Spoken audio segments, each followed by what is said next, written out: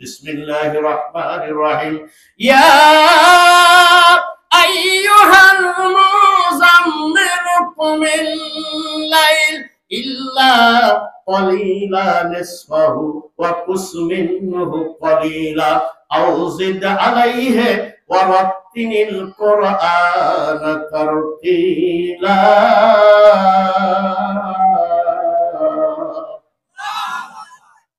আল্লাহ কয় কুমিল লাইল, লাইল মানে রাত।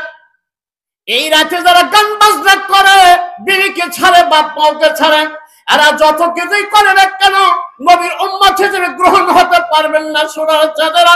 তাই পায়ে হাত দিয়ে বলে গেলাম, তোমরা সমাজ নষ্ট করো না।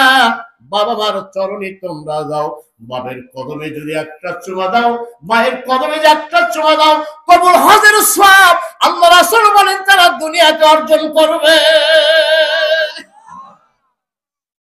এই রাতের কথা আল্লাহ বলেন, এই কদরের রাত, কদরের রাত্রিতে যারা বাবার কদমে চুমা দিবে, পায়ের তলাতে আর হাতের তলাতে, দুই জায়গার মধ্যে আল্লাহ লোম গাদায় দেয় নাই।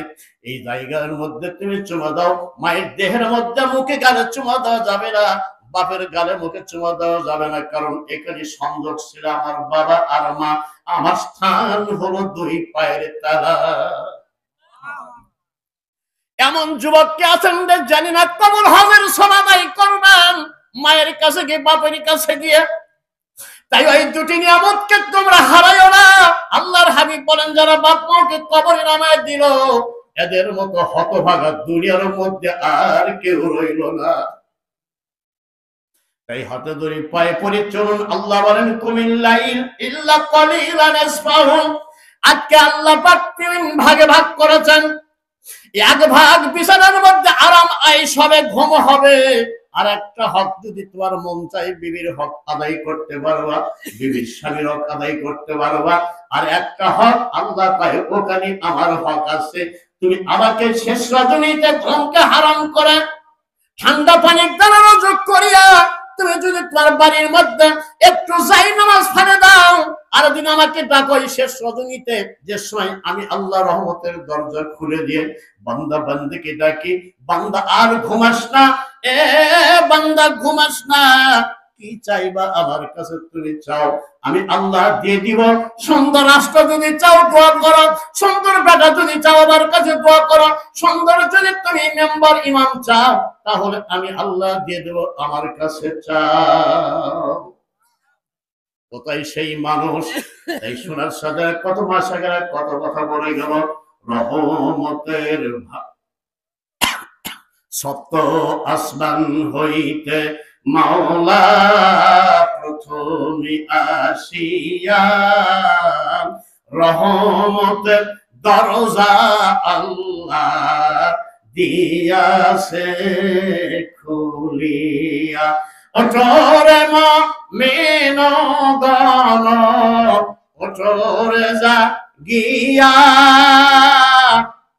রহমতের ভান্ডার তুমি লেও না লুটিয়া। কোথায় সেই বান্দা, কোথায় সেই বান্দি? শেষ রজনীতে ঘুম বেশি হয় ভাই, 12টার আগে ঘুম আসে না, কারণ 12টা পর্যন্ত তুমি টাচ মোবাইল দেখো, টিভি দেখো, সিডি দেখো, ঘুম তোমার শেষ রজনীতে চলে যাবে। শয়তান কখনো তোমাকে জাগতে দিবে না। আল্লাহ রাব্বুল আলামিন তার নবীর সাহাবী এমন সুন্দর করে একটা ছন্দ তৈরি দিল। এটা রহিপ্রাপ্ত না রহিপ্রাপ্ত নয়, কে বলতে পারবেন? নোট করে রাখবেন, পরে আমার সাথে দিদার করবেন। আর যদি দিদার না লাগে করবেন না। আল্লাহ রাসূলের সাহাবী সুন্দর করে একটা ছন্দ লাগাইছেন। আযানের শেষ প্রান্তে গিয়ে রাসূলকে কে জাগাইবেন? রাসূল ঘুমের মধ্যে, সাহাবীরা কিছু ঘুমের মধ্যে, কিছু মসজিদের মধ্যে, মসজিদের বারান্দাতে দাঁড়িয়ে আছে, রাসূল কেন আসে না? এবার এমন সুন্দর করে ডাক দেয়, রে আবু বকর তুমি যাও, রাসূল কেন আসে না? রাসূল কেন আসে না? যাও, সুবহি সাদেক হয়ে গেছে, রাসূল বয়ান দিয়েছে শেষ রজনীতে ঘুমায়ো না। রাসূল কেন আজকে আসে না? ভাই আবু বকর কই পারবো না, আমি পারবো না ওই বাড়িতে যাইতে, আমি রাসূলের শ্বশুর, বলা যায় না যদি আমার কন্যার ঘরে রসুল যদি আজকে পালা করে থাকে, আমি রসুলকে ঘুম থেকে জাগাইতে পারবো না। উমরকে বলে যাও তুমি যাও, বলে না আমিও পারবো না, আমিও পারবো না রসুলকে ঘুম থেকে জাগাইতে। এবার কেউ পারে না, আলীকে ডাক দে, কয় যাও। আলী কয় পারবো না, পারবো না। কেউ পারে না নবীর ঘুম ভাঙাইতে। যারা নেক সন্তান তারা বাপের ঘুমের চাইতে আর মূল্য দুনিয়াতে কিছু নাই। মায়ের ঘুমের চাইতে দুনিয়াতে 50 বিঘে 100 বিঘে সম্পত্তি তো আমার কাছে কেউ নাই। এতটুকু সম্মান যদি বাবা মাকে দাও, হক্কানি আলু আমাকে দাও, না না ঘুমাইতেছে আমি ডাকতে পারবো না। মূর্খের 1000 বছর ইবাদত আর হক্কানি আলিমদের এক মুহূর্ত ঘুম সমতুল্য হবে না। সেই আলেম যদি হতে পারো, এ আমার ভাই বোনেরা তোমরা হয়ে যাও, তোমার ঘরের অনেক মূল্য আছে, কেউ যাবে না। এবার বেলালকে ডাক দে, কই বেলাল রে তুমি কি পারবা? আমার রাসূল কেন এখনো মসজিদে আসে নাই, কখন যেন বেলা উঠে যায়। এবার বেলাল কয় যদি সবাই আমাকে হুকুম দাও তাহলে আমি নবীর বাড়ির দরজা পর্যন্ত যাইতে পারবো, নবীর বাড়ির ভিতরে প্রবেশ করতে পারবো না। তাই সূরা নূরের 6 নম্বর তাফসীরটা দেখে নেবেন, 5 নম্বর তাফসীরটা দেখে নেবেন। তুমি যত বড় মৌলবি হও না কেন, যত বড় তুমি আলিম হও না কেন, মায়ের বাড়ির দরজা পর্যন্ত পাওয়া, মায়ের পারমিশন ছাড়া যদি বাড়ির মধ্যে প্রবেশ করো 80 দরজা খাতে হবে। এর নাম হলো আলেম, এর নাম হলো আলেমি বিল্লাহ।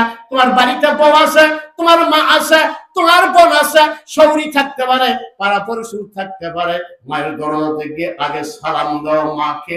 ওই বাড়ির মধ্যে বাবাকে থাকলে তুমি একটা সালাম প্রদান করো, পরপর দুটো দাও, তিনটার পরে যদি সালামের জবাব না আসে, হতে পারো তুমি আলেম, হতে পারো বাড়িওয়ালা, ওই বাড়ির মধ্যে প্রবেশ করতে পারবে না। এর নাম হলো আলিম, এর নাম আলিম বিল্লাহ, এর নাম হলো মুমিন, এর নাম হলো মুত্তাকি।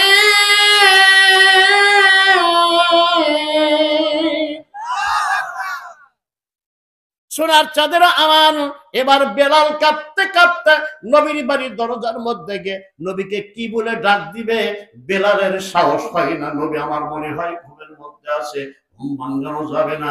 আমার নবী সব জানি, সব বোঝে, এরপরও মন মানি না। এবার বেলাল কানির মধ্যে আঙ্গুল ঢোকায়া দিল, আসসালাতু খায়রুম মিনান নাওম।